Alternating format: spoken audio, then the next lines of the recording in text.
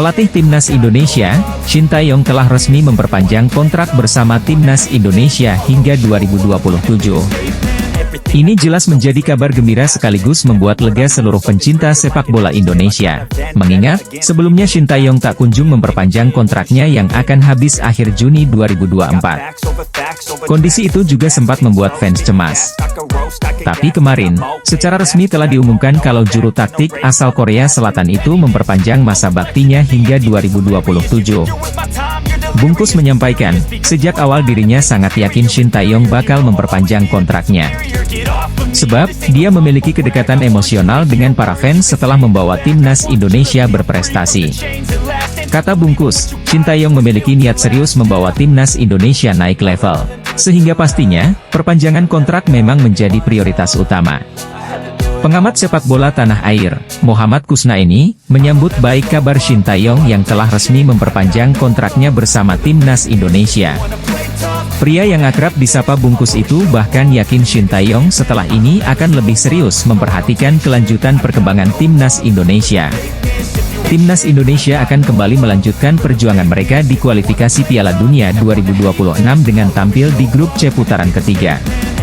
Di grup tersebut, Jordi Amat CS akan menghadapi 5 negara kuat Asia untuk memperebutkan 2 tiket langsung ke Piala Dunia 2026.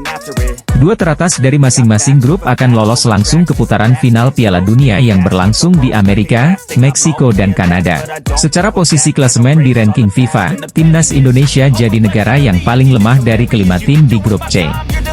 Selain itu, Timnas Indonesia juga baru pertama kali tampil di putaran ketiga kualifikasi Piala Dunia, sehingga perjalanan skuad Garuda diprediksi bakal sangat sulit jika ingin finish di 4 besar.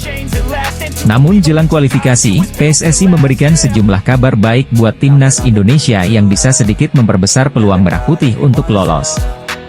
Jelang tampil di putaran ketiga kualifikasi Piala Dunia 2026, skuad Timnas Indonesia mendapat sejumlah kabar baik dari PSSI yang bisa membuat asa Garuda lolos kian terbuka. Timnas Indonesia bisa lolos ke ronde ketiga kualifikasi Piala Dunia 2026 usai finish sebagai runner-up grup F di bawah Irak pada babak sebelumnya. Pencapaian ini pada akhirnya membuat pasukan Shin Tae-yong menjadi satu-satunya negara Asia Tenggara yang mampu mencapai putaran ketiga kualifikasi Piala Dunia 2026. Meski demikian, di fase ini Timnas Indonesia langsung dihadapkan dengan sejumlah lawan-lawan yang seringkali lolos ke putaran final Piala Dunia. Setelah undian fase grup ronde ketiga kualifikasi Piala Dunia 2026 di Kuala Lumpur, Malaysia, Kamis, 27 Juni 2024, lalu, Timnas Indonesia tergabung di grup C. Dalam petualangannya yang dimulai September 2024 mendatang, Timnas Indonesia akan berhadapan dengan Jepang, Australia, Arab Saudi, Bahrain, dan Cina. Langkah Timnas Indonesia untuk memastikan tiket otomatis ke putaran final Piala Dunia 2026 dirasa cukup sulit mengingat harus mengeklaim posisi 2 teratas grup C. Cara paling mungkin yang bisa diraih Timnas Indonesia ialah finish di posisi keempat dengan mencuri poin dari Bahrain dan Cina yang levelnya tak jauh berbeda dari skuad Garuda. Akan tetapi, apabila Timnas Indonesia bisa menggapai hal itu, skuad Shin Tae-yong akan kembali bertanding di putaran keempat demi lolos ke Piala Dunia 2026. Tim nasional senior Jepang menganggap kalau Timnas Indonesia menjadi lawan terberat mereka di ronde ketiga kualifikasi Piala Dunia 2026. Hal itu disampaikan oleh Direktur Tim Asosiasi Sepak Bola Jepang, Masakuni Yamamoto seusai undian fase grup ronde ketiga kualifikasi Piala Dunia 2026. Pada drawing kualifikasi Piala Dunia 2026 zona Asia yang digelar di Kuala Lumpur, Malaysia, Kamis, 28 Juni 2026, Timnas Indonesia bergabung di grup C. Skuad Garuda akan menghadapi lawan-lawan kuat seperti Jepang, Australia, Arab Saudi, Bahrain, dan Cina.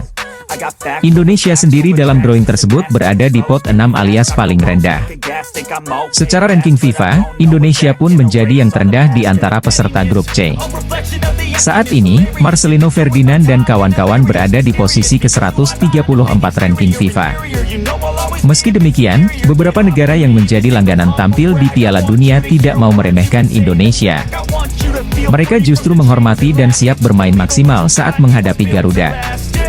Dua tim langganan Piala Dunia yang tidak memandang sebelah mata timnas Indonesia, yaitu Australia dan Jepang. Kedua negara tersebut justru memuji perkembangan timnas Indonesia. Dalam beberapa tahun terakhir, sepak bola Indonesia sedang sangat berkembang. Beberapa prestasi berhasil diraih seperti lolos ke 16 besar Piala Asia 2023. Ada dua negara langganan Piala Dunia mulai mengakui kehebatan timnas Indonesia di bawah asuhan Shin Tae-yong jelang putaran ketiga kualifikasi Piala Dunia 2026 zona Asia.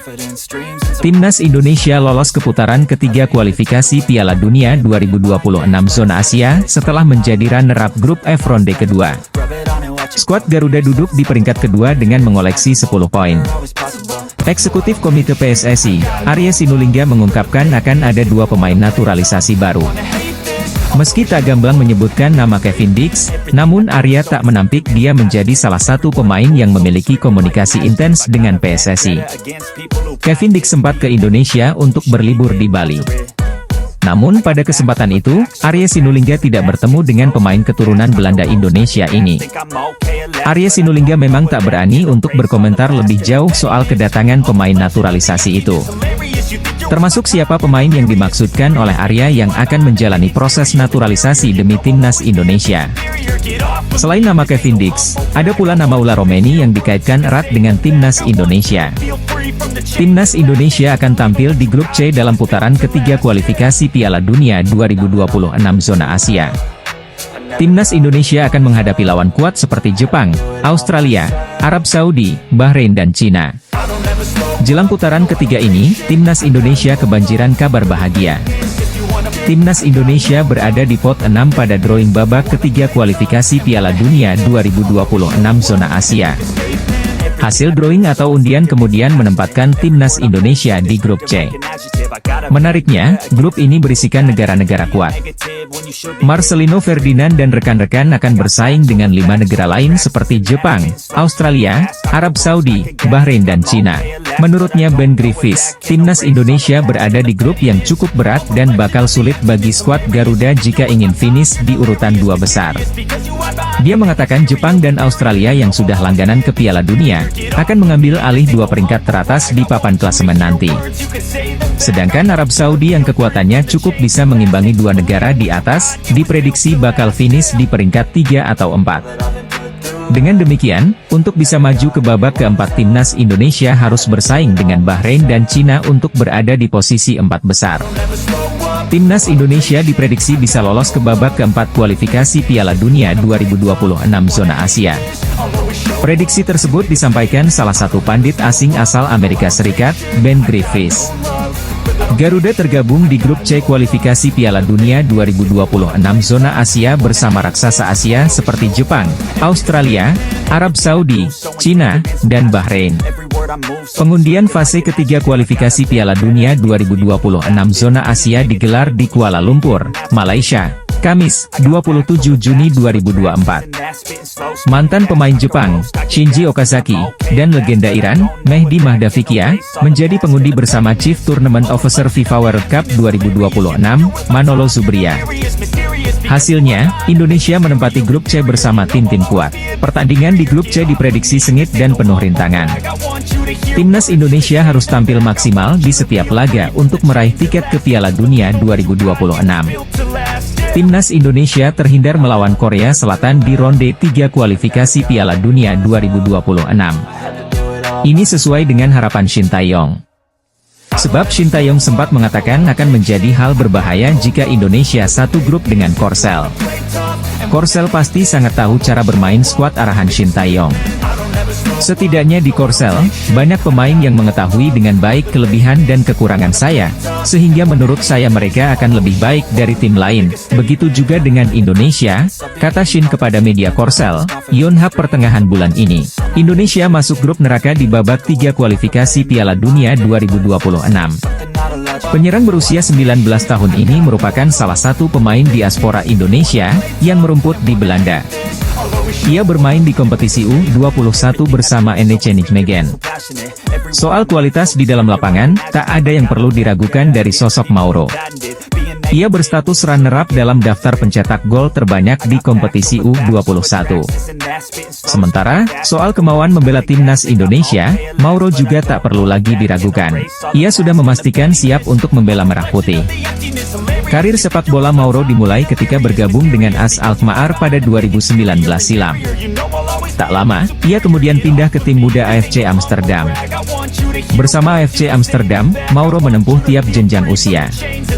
Namun, semusim bermain di tim U18, ia meninggalkan AFC Amsterdam dan hengkang ke NEC Nijmegen U21. Saat berseragam NEC U21, Mauro kian matang. Ia merupakan salah satu andalan tim tersebut. Terbukti, sepanjang musim ini, ia bermain dalam 19 laga kompetisi U21. Timnas Indonesia mendapat alternatif baru untuk menyelesaikan permasalahan defisit striker yang ada di skuad mereka. Alternatif ini ada di sosok Mauro Zylstra. Sudah banyak pemain naturalisasi kini memperkuat timnas Indonesia dan mampu mengangkat performa timnas. Seperti Ragnar Oratmangoen, Justin Hubner, Nathan Choe Aon, Jay Itzes, Ivar Jenner, Rafael Strupp, dan lain-lain. Nah, masih ada sejumlah pemain keturunan yang kini antre karena ingin membela timnas Indonesia. Salah satunya adalah Mauro Zylstra.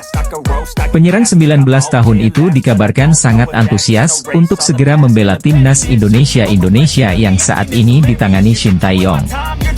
Mauro Zylstra memiliki darah Indonesia dari sang ayah. Sedangkan nenek dari pihak sang ayah lahir di Bandung, Jawa Barat. Mauro Zylstra dikenal sangat tajam sebagai striker. Data di Transfermarkt menyebutkan, Mauro Zylstra pernah membela NEC Nijmegen U21 pada musim 2023 hingga 2024. Ia sukses mencetak 8 gol dan 1 assist hanya dalam 12 pertandingan saja pada musim lalu. Timnas Indonesia tidak perlu khawatir kekurangan stok pemain. Selain pembinaan pemain muda yang semakin baik, ada banyak pemain keturunan Indonesia yang berkarir di luar negeri, terutama di Eropa. Dengan proses naturalisasi menjadi WNI, maka pemain berkelas pun bisa membela timnas Merah Putih. Jika ulah Romeni tidak ada kepastian, PSSI masih bisa mengalihkan bidikannya kepada pemain keturunan lain yang mentas di Eropa, yaitu David Jonathans. Jonathans punya profil mentereng karena saat ini tercatat sebagai pemain Bayern Munchen, klub raksasa di Jerman dan Eropa. Posisi aslinya adalah seorang winger kiri, tapi ia juga bisa beroperasi sebagai penyerang tengah dan winger kanan, sama seperti Ulah Romeni. Karir sepak bolanya dimulai di Luxembourg dengan bermain untuk klub Swift Hesperange. Sampai saat usianya 16 tahun ia diboyong oleh Bayern Munchen pada Juli 2020. Tidak ada kabar positif soal naturalisasi pemain keturunan Ulah Romeni. Di lain sisi ada David Jonathans yang juga merupakan pemain keturunan dengan profil mentereng. Belakangan kencang berembus kabar soal Ulah Romeni dan Kevin Dix yang bakal dinaturalisasi, tapi pernyataan terbaru Erick Thohir bikin kondisi kian tak jelas. Ketua Umum PSSI itu menyebut tidak bisa mengonfirmasi kabar ini karena belum ada perjanjian hitam di atas putih antara PSSI dengan kedua pemain tersebut. Selain Jairo Riedewald, wonderkid milik Tottenham Hotspur ini juga menjadi pemain Liga Inggris yang hampir dinaturalisasi timnas Indonesia.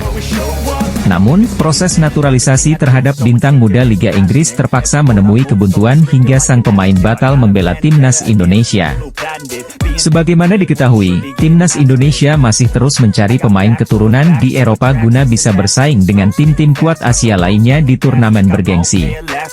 Apalagi, pelatih timnas Indonesia senior Shin Tae-yong tidak menampik kalau dirinya masih mengincar sejumlah pemain keturunan Eropa untuk memperkuat skuadnya. Bukan hanya Shin Tae-yong, pelatih timnas Indonesia kelompok umur seperti Indra Syafri, Bima Sakti, hingga Nova Arianto juga tak ketinggalan memanfaatkan pemain keturunan. Keinginan para pelatih itu kemudian disambut positif oleh sejumlah pemain keturunan yang menyatakan kesiapannya apabila dipanggil timnas Indonesia.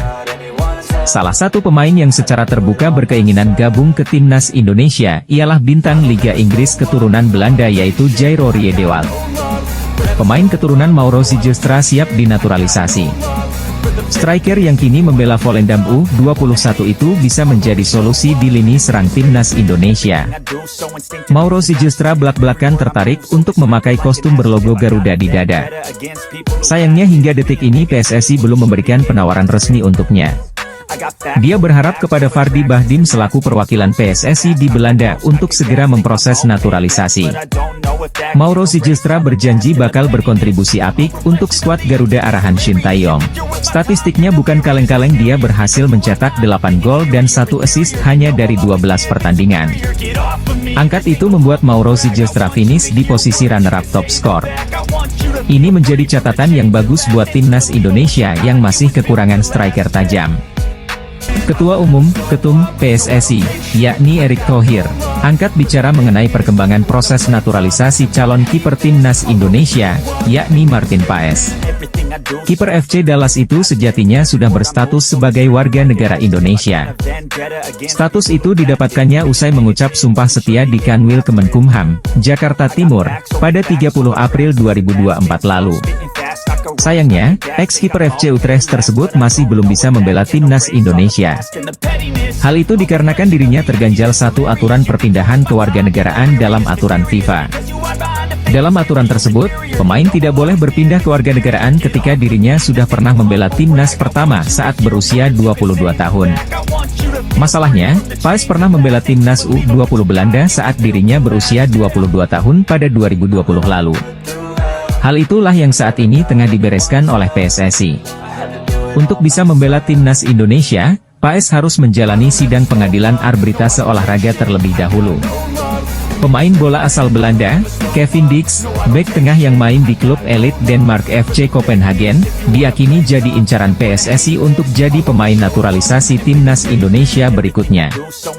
Statistiknya di lini pertahanan FC Copenhagen cukup ciamik, menunjukkan konsistensi bahkan ketajaman. Total 126 penampilan sudah dibuat Kevin Dix bersama Copenhagen, dengan mencatatkan 11 gol dan 16 assist.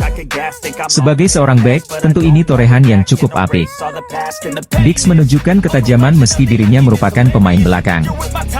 Tidak hanya produktif, tetapi Dix juga dikenal sebagai pemain yang serba bisa. Bukan cuma bek sentral, pemain berdarah Belanda, Indonesia ini juga fasih berperan sebagai bek kanan maupun bek kiri.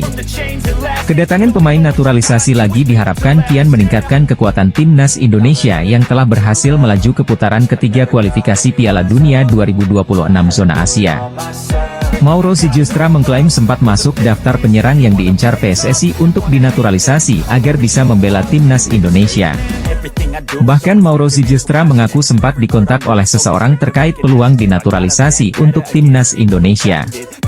Aku pernah ada kontak, aku masuk list pemain striker yang mereka inginkan, jadi aku ada di list mereka dan mereka interest, ujar Mauro Sijilstra dikutip dari channel YouTube Yusa Nugraha pada Sabtu, 22 Juni 2024. Namun penyerang berusia 19 tahun ini mengungkapkan belum ada pembicaraan secara resmi soal proses naturalisasi. Dia berharap, Fardy Bahdim yang menjadi jembatan pemain keturunan untuk dinaturalisasi selama ini bisa menghubungkannya dengan PSSI. Apalagi, Mauro Sijilstra percaya diri dengan statistik yang ditunjukkannya musim lalu bersama NEC Nijmegen U21. Pada musim lalu, Mauro Sijilstra mencetak 8 gol dan 1 assist untuk NEC Nijmegen U21 di Divisi 2 Liga Pemain Muda U21 Belanda. Dengan catatan tersebut, Mauro Sijilstra menjadi top skor nomor 2 di Divisi 2 Liga Pemain Muda U21 Belanda musim lalu. Fardy bukan agenku secara resmi, tapi tentunya dia bisa bantu aku untuk menghubungkan juga dengan PSSI, katanya. Aku punya statistik yang bagus dan menjalani musim yang bagus. Aku pikir aku bisa bermain di sana kalau mereka undang aku. Aku pikir aku juga pemain yang menarik untuk dipantau, ucapnya. Selain itu, dia mengungkapkan PSSI tidak harus mengundangnya langsung ke Jakarta untuk membahas soal naturalisasi. PSSI, kata dia, bisa menyaksikan kemampuannya terlebih dahulu sebelum mengambil keputusan. Mereka enggak harus langsung undang aku, mereka bisa nonton aku dulu kalau mereka mau dan aku sangat terbuka, ucapnya. Mauro Sijilstra menyebut PSSI tidak perlu terburu-buru untuk menaturalisasinya. Pasalnya, semakin bertambahnya usia dan pengalaman bermain di level tinggi, maka kemampuannya pun akan semakin bertambah. Aku pikir akan lebih ideal lagi jika bermain untuk Indonesia karena sudah memiliki level sepak bola profesional senior. Kita akan lihat ke depannya, ucapnya. Penyerang keturunan yang baru saja pindah ke FC Volendam U21 di Divisi 2 Liga Pemain Muda U21 Belanda, Mauro Zijustra mengaku siap memperkuat timnas Indonesia. Peningkatan performa skuad Garuda usai diperkuat banyak pemain keturunan menjadi sorotan publik Asia Tenggara. Sejumlah negara kini mulai diminta untuk mempertimbangkan penggunaan pemain keturunan, termasuk Vietnam.